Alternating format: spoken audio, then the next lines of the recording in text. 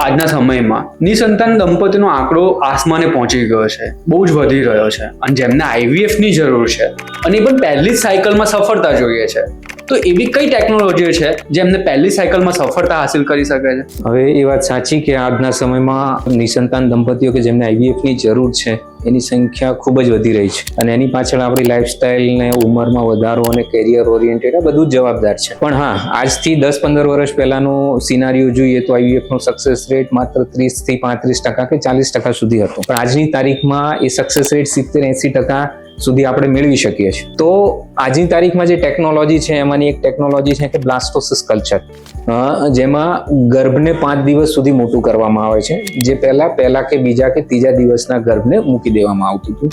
Second technology છે કે laser assisted hatching, જેની મદદથી ગર્ભને એની આસપાસનું આવરણ એટલે કે જોના એમાંથી બહાર આવવામાં મદદ થાય અને ઇમ્પ્લાન્ટેશનમાં ચાન્સીસ વધે છે. થર્ડ પોર્શન છે કે દરેક પેશન્ટને અમે ફ્રીઝ ઓલ પ્રોટોકોલ અમે યુઝ કરીએ છીએ. ફ્રીઝ કરીએ, એક માસિક આવવા દઈએ અને નેક્સ્ટ સાયકલ ટ્રાન્સફર કરીએ છીએ, જેથી એના સક્સેસમાં 3 થી 4 ગણો વધારો થઈ શકે છે.